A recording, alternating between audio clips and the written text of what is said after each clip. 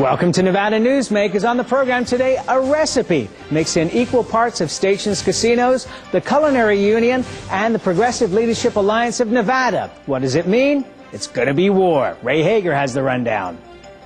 Thanks, Sam. Today's guest is John Sande. He's a gaming expert and a managing partner for Jones Vargas. And coming up on the Power Pundit panel today, Pat Coward, Ty Cobb, and Greg Bortolin. It's all coming up next on an all-new Nevada Newsmakers.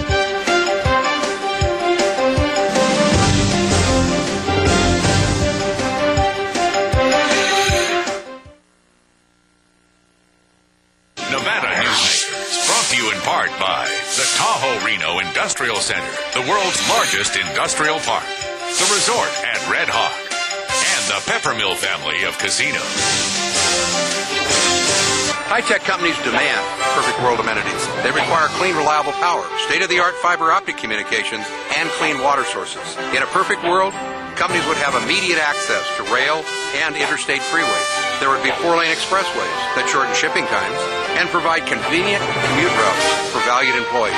Well, the future is now, and it's here. Welcome to the Tahoe Reno Industrial Center, the largest industrial park in the world, building economic prosperity for Nevadans. The resort at Red Hawk offers you 2 great dining choices. Experience David's Grill and Sports Bar or the Steakhouse at Red Hawk. The Steakhouse has received the Wine Spectator Award of Excellence based on a diverse selection of fine wines. To accompany the wines, the Steakhouse serves certified Angus beef steaks in a variety of cuts, fresh fish, chicken, and pasta dishes. For fun and casual dining, come to David's Grill and Sports Bar. David's is open 7 days a week, serving breakfast, lunch, and dinner. The resort at Red Hawk. Always the right choice.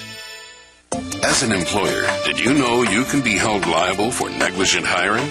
A background screening by Employer Links can uncover criminal records, like alcohol and drug convictions.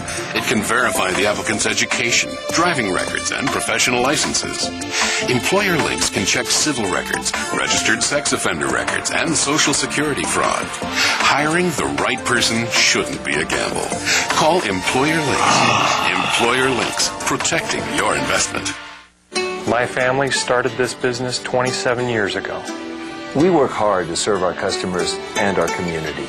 But it's getting harder and harder to keep the doors open. For example, our workers' comp is going through the roof. Isn't anyone on my side anymore? The Retail Association of Nevada is. If you're a small business owner, we can cut your workers' comp by up to 50%, lobby for your interests, and keep you informed. Put us to work today.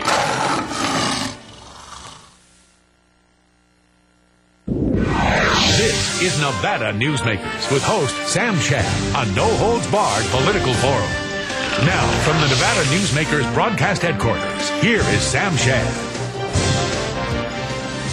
And we welcome to the broadcast John Sande, who's the managing partner of Northern Nevada for Jones Vargas. Pleasure to have you here. I want to point out that one of the clients of Jones Vargas is Station Casinos, so we'll get that out on the top. And I also want to point out that for the last 2 months, we've been trying to get D. Taylor, the head of the Culinary Union, to come on this program and talk about the subject we're going to talk about today. And so far, he's been traveling. So we hope he stops traveling soon and ends up here at Nevada Newsmakers. Okay, so Station Casinos, along with the Venetian, are not unionized, and that has been a huge war in southern Nevada for a long time, especially blew up in the last legislative session, between the Culinary, who wants to organize Station Casinos, and obviously Station Casinos. Now we've seen over the last couple of months where the Culinary Union is lobbying to prevent a major property like a Green Valley Ranch in southern Nevada being built in South Reno. This is a project that would do immense things for northern Nevada and certainly would show a very healthy boost to the gaming industry at a time when the gaming industry has been flagging, let's face it, over the last few years. What do you make of all this? Well, what I make of it is basically what the Culinary Union is saying is if you do not allow us to unionize your facility, even though your workers don't want to do that we will go after you all across the nation and not allow you to do business. All other Northern Nevada casinos like this project. They think it'll be very beneficial. Including the competitors. Including the competitors. So what we're talking about here is a Culinary Union coming from Las Vegas up to Northern Nevada and trying to influence people up here. John, what about a report just came out from the Progressive Leadership Alliance of Nevada that shows that $30 million from downtown gaming would be sucked off by this new casino development?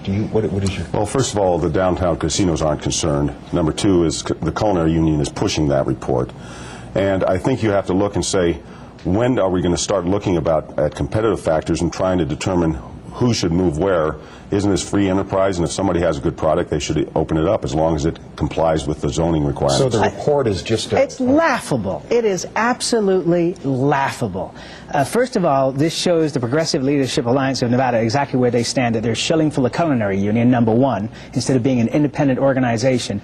Number two, if there is money to be made or lost in downtown Reno, it's going to be made by those properties. They need to improve their product so that people will come and visit them and enjoy that experience. Station Casinos is building a property, or wants to build a property, about 6-7 miles from downtown, that will attract not only locals, but also will have 500 rooms in the beginning to attract tourists as well.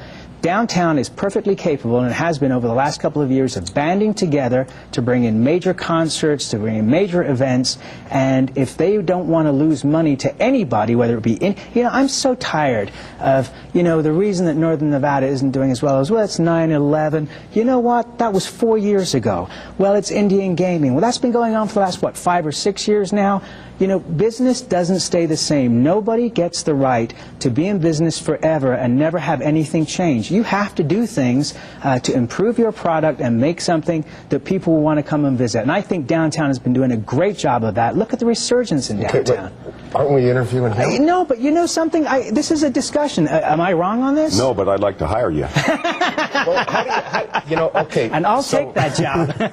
So the plan report is... It's hogwash. Okay, it's hogwash. Would you agree? What do you have to say about the local community, the CAB boards, the grassroots opposition to this? Now that is real, and that is there, and that is heartfelt by the people who live in those areas. How many people responded? I think what this is all being driven. This is being driven by the Culinary Union. My understanding is that Mike Alonso is handling this for our firm, and he has all the facts. But I understand out in that corridor, it's tremendous support for this project, huge majority, and it's perfect from the standpoint it's far away from schools, and it's isolated, and it's across from a major development, so it's, from a zoning standpoint, it is a very good project. It didn't come anywhere close to the neighborhood standards. The neighbors weren't notified because they're not close enough to be affected. There is a major shopping center going there. What is it, 500,000 square feet? I believe so. Shopping center, which is about half the size of Meadowood Mall. I mean, if you're going to put a development anywhere, and this area has been zoned for 25 years for gaming, this makes the most sense to put it in there. I mean, it's just crazy. My understanding is that stations put out a mailer asking for the opinion of the locals, and 90% of the responses, and they got about 1,500 or 1,800 responses, 90% were positive. This is nuts. I mean, the people who would be most obvious to complain would be Tamarack Junction, which is going to be right next door, and they're enthusiastic about this bringing more people to the area. You got to take your opinions. You should go talk to the parents at Bishop Minogue High School and Brown Elementary School and see how many agree with you, Sam. I've got to say that I don't blame people for wanting to object and not wanting change, but our area is growing. Is that not correct, John? Well, absolutely. I think that this is going to be a great project. Stations Casino runs a great casinos in southern Nevada, and one of the reasons that they haven't been unionized is their employees love them. So they're going to come up here. They're going to not only have a lot of contractors and unions working here building it. Oh, and may I bring that up?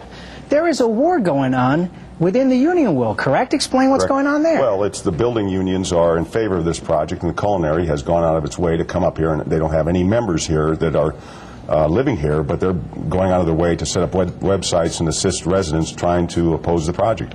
And isn't this going to be fun at the next legislative session when the Culinary and the trades unions all get together and the people who are the builders up here get nailed by the Culinary if this project weren't to be built? That's going to be a lot of fun seeing that play out. It will be. Dee Taylor, you are welcome to be on this program anytime. Obviously, we have a real difference of opinion on our hosts here, but we welcome you to come on the program and give your opinion. Along with Sam Stations. No longer Sam Shad. We'll be right back on Nevada Newsmakers. More with John Sande after this. For a videotape copy of any Nevada Newsmakers program, call 775-857-2244. The tapes are $20 each, including shipping. For more than a decade, the Southern Nevada Water Authority has been helping the community embrace conservation as a way of life. That includes replacing more than 50 million square feet of grass with water-smart landscaping. During the worst drought on record, watering restrictions and tough landscaping codes have reduced the community's water use by billions of gallons, even as thousands of new residents were moving into Nevada. That's smart water management, and that's our promise to Nevada. So, who do you use for workers' comp? Pro Group Management. Ah, I've heard some good things about them. You bet. Employee background checks, safety training, claim seminars. Oh, and here's the great part. If you have an issue, they work for you, not against you. Sounds perfect. And expensive. Well, that's the best part. They saved me 30%. I've heard they saved others 50%. Works for me. Pro Group Management. Finally, workers' comp that works for you.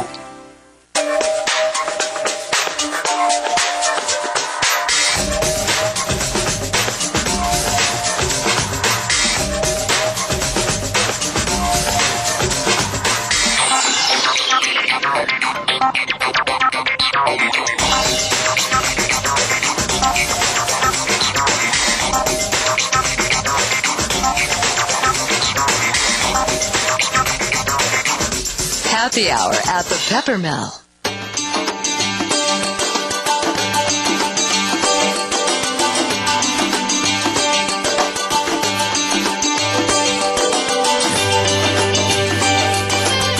Thanks to an ongoing commitment by America's mining companies, more than 2 million acres already have been reclaimed. To learn more about reclamation or other aspects of mining, visit nma.org. The National Mining Association. And now, back to Nevada Newsmakers with Sam Shad. Back on Nevada Newsmakers, we plan to let John Sande speak in this segment. It's a pleasure to have you here, as always. Let's talk about what State Senator Randolph Townsend said on the program last Thursday, where he's looking at the amount of revenue being collected by the state and saying it's too much. And it's ridiculous for us to keep collecting it and then having to rebate it. We need to roll back the taxes. And he pretty much was specific on just about every tax that was increased, rolling it back in one fashion or another. You think that's going to happen? Well, obviously, he's a very powerful senator and has a lot of respect from others. And so if he's saying that there's a lot of money out there, then it may very well be. I don't have access to the financials for the state. I do know that one of the things we have to look at is they're having a blue ribbon commission that the governor's appointed to look at transportation needs. And I think that we may have to fund those a little bit more aggressively than we have in the past to make sure that we don't become like L.A. as far as traffic goes, especially in Las Vegas and Reno. But clearly, we're in a booming economy right now, and the taxes that have been imposed in the past, such as sales tax, gaming tax, and the business tax, are just going through the roof. His idea of rolling back taxes on the gaming industry was rolling back the payroll tax. Would that be enough for gaming? I think that gaming, I think that all businesses in gaming should sit down together and recognize that they're all businesses. Now, gaming does pay a gaming tax, and so I think consideration should be given to, if there is going to be rollbacks, to make sure that they're not penalized compared to other businesses. But I think that one of the problems I've seen in the past, and I think we've gotten over it, is that all businesses in Nevada should work together to make sure that we have a healthy economy. And you think that's going to happen? Is the groundwork being laid for that right now? I think it has been after the ugly session 2 sessions ago, and I think now that all businesses in the state of Nevada get along a lot better than they did that one session. So yes, I'm very positive. Can we get back to this South Reno casino thing? Sure.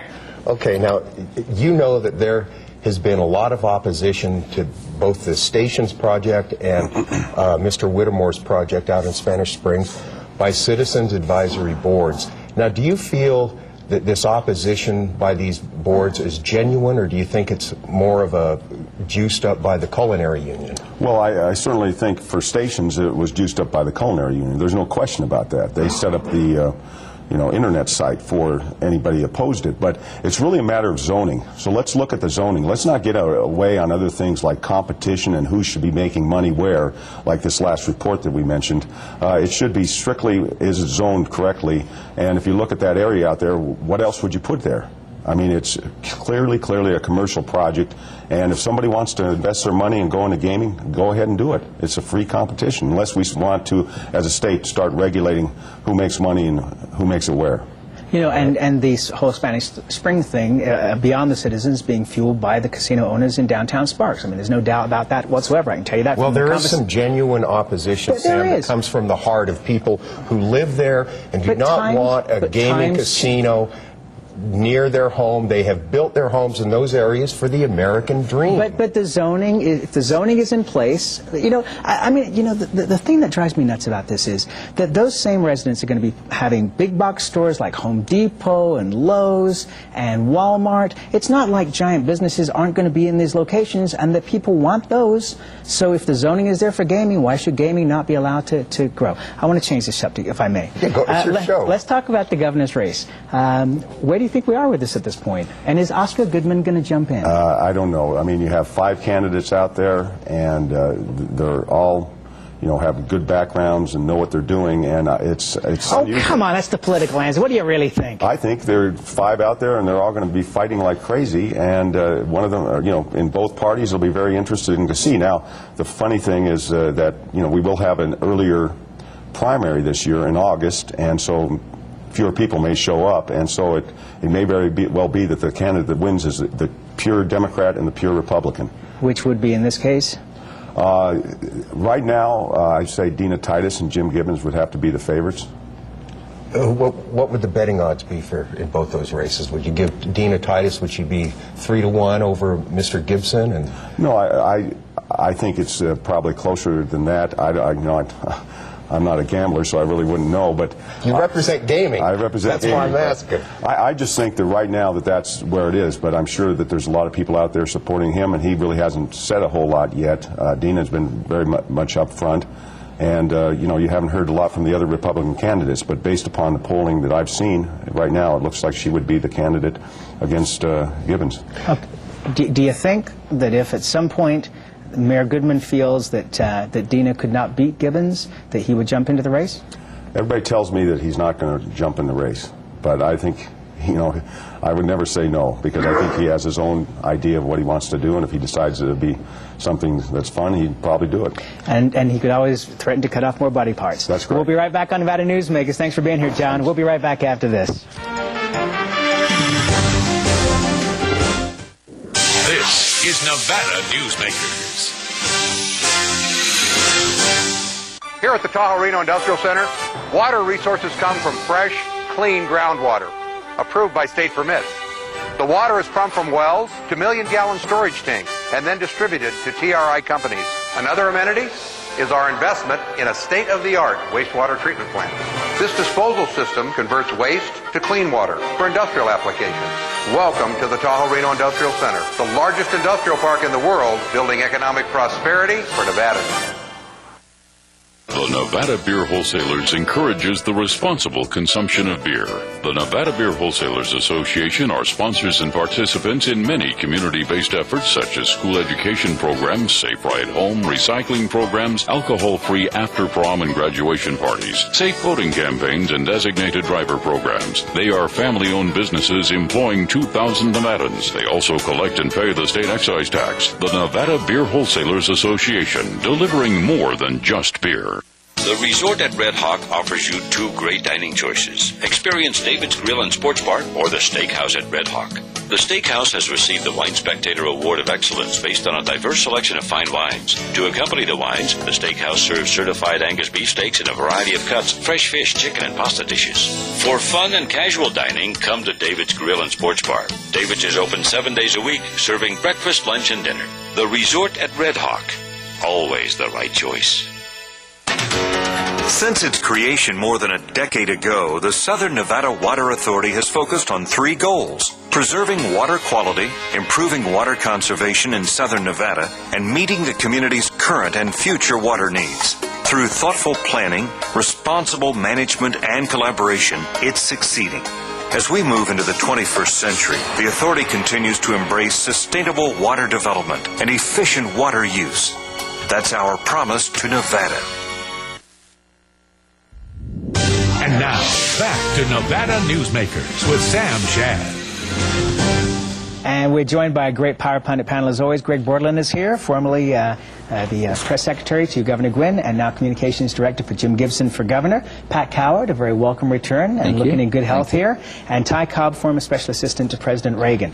Want to go to the Carson Appeal, and a column there by Carolyn DeMar and Maisie Harris Jesse of November 8th, where they say, Ray, Mr. Entertainment Hagar, formerly the Capitol Bureau Chief for the Reno Gazette Journal, and now a host on KRNV's Nevada Newsmakers, last week called Carson City the most boring town in the United States.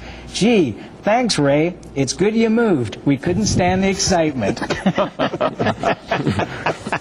yourself in trouble on that one. Comment there, Mr. Bortolin? I grew up in Carson City, and I guess I resemble that comment. Carson City is a great place, and Pat might know better than me, but the lobbyists seem to do quite well there during the legislature. They seem to have a great time. We do have a good time. All right, I think I will move on. Okay, so there was an editorial in the Review Journal on the 13th that said that the departure of John Lilly from the University of Nevada as president should not bring in another round of pay raises, because every time we've hired a president, they've gotten a much higher salary, and then we've had to boost all the salaries of all the other presidents to go along the way.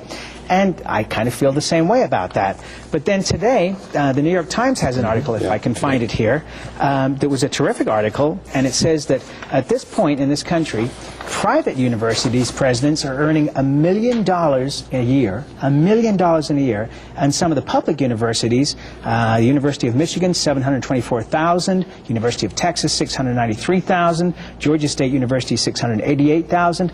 My wallet is already trembling, Ty. I think it should be, because the salaries for university presidents have risen. I don't think as they search for the permanent for the University of Nevada that you're going to have to consider a salary anywhere near in that range. I think we're going to find a lot of wonderful candidates who are more than happy to accept the job at the current levels. I think I worked at the university for 5 years, was part of higher ed for a while. And I don't know what's wrong with if a university president brings in $40 million a year if you compensate them and reward them for a job well done. Okay, and here's my answer to that, which is give them like any other salesman, because I've contended for a long time that has become the job for the university president is raising money. Let's make it a sales position. Give them a base and a percentage. And a percentage of $40 million, $100 million is a lot of money. I have no problem with that. That's pay to play. I like that. What do you think, Pat? I think it's kind of the same issue down in Clark County. I think we talked about once before on the salary for the superintendent of schools. I think it's accountability. I think that's one of the most important. If it's sales or academic, whatever it is, I think you have to have the accountability tied in with the compensation. And sometimes we always don't have that. You know, Ty, I think that, I find in business that a lot of times people hire somebody and pay them a large amount of money, and that person isn't as productive as they would be if they were a little hungrier. Well, I think the idea of incentivizing a position is certainly a good one. It's very difficult, though, when you try to tie fundraising to specific performance, because who exactly would be responsible for the very generous IGT gift to the Knowledge Center, for example? I think there are 4 or 5 offices and people that could get credit for that. I think I would agree with Pat, though, that you reward performance on accountability, strategic vision, relations with the community, alumni donating. There can be a number of things that you do in the annual review, and if they perform well, then you certainly reward them. But wouldn't it be scary if we saw a couple $100,000 increase in the salary for the president of the University of Nevada? I don't think that's going to happen, because both the university presidents in this state just got very large raises that were tied into their respective foundations. And again, I think that you're going to see presidents who maybe stay because they have more invested here. And I'm sure John Lilly didn't take a pay cut to go to Baylor. But that was the hope, wasn't it, with John Lilly? I mean, and that actually brings up a very good point. I mean, Ray, do we want presidents to stick around for a while? Is it better to have them here for 4 or 5 years and then they leave, or is it better to have them, like Joe Crowley, here for many years? It all depends, I think, on the president. I think it was good to have Dr. Crowley here a long time, but then it was also good for Dr. Lilly to leave. One thing that about these large salaries for university presidents and other administrators, you have to balance that out with what it costs a struggling student to get a college education nowadays. It's almost out of reach, and I just think there's a gross inequity there with the salaries of the top top employees of a university system and the money they squeeze out of students for books, for parking, and for other tuition. I think, Ray, you can take that to the K through 12 level as well. How much of the money do we actually makes it to the classroom? I mean, I think that's the salaries of top administrators in K-12 cannot match what Dr. Lilly makes, what Dr. Hart Well, I think we also have to recognize that the salary of the University of Nevada president is probably lower than the average, as the New York Times article pointed out. And certainly these tuition rates charged to students at University of Nevada are the lowest in the country. Yes. The lowest in the country. So I don't think the burden has been too great. Yeah. Okay, and Greg, would Jim Gibson also have the same feelings about the inequities and the different or disparity between what the Clark County superintendent is paid and what goes into the I think one of the things the mayor is looking at is how much money actually makes its way, trickles down to the classroom. That's good. But as against Jim Rogers, who owns these stations upon which the station is broadcasting, university chancellor, who says that we need to have a superstar and pay him a lot more money? Well, again, I think what Jim Rogers' philosophy is, let's get the best guy we can. I mean, Mike Krzyzewski at Duke makes a lot of money, but he brings in 20 times what he makes. And I think that's probably Jim Rogers' model as opposed to Sam Shad's model. I'm still thinking. You know, the Clark County School District is the biggest. It's a big monster in the state. You can't compare all the other districts to Clark. And that's where we got to leave it. Great panel. We'll be right back on Nevada Newsmakers after this. Nevada Newsmakers, brought to you in part by the Tahoe Reno Industrial Center, the world's largest industrial park, the resort at Red Hawk, and the Peppermill family of casinos. South Reno's hotspot for food, fun, and friends is the Tamarack Junction. Play over 480 of the hottest slots and video poker games. Enjoy hot times and sizzling food specials at Sully's Sports Bar, Grill, and Nightclub. Watch your favorite game on one of our jumbo high-definition plasma TVs. Enjoy great food 24 hours a day in the Dining Car Restaurant. Or sample the best hot and cold sandwiches in the Whistle Stop Deli. The Tamarack Junction is your junction for fun. South Virginia and Amati Ranch Parkway. Yeah. I tell you, John, this industry has really changed. Tell me about it. You seem to do pretty well last year. What's your secret? No secrets. Although I'll tell you something. The smartest thing I did was sign up with Pro Group Management. Really? Yeah, they do workers' comp, right? Yeah, their services are great. And get this, they saved me 30%. I've heard they saved others 50%. That works for me.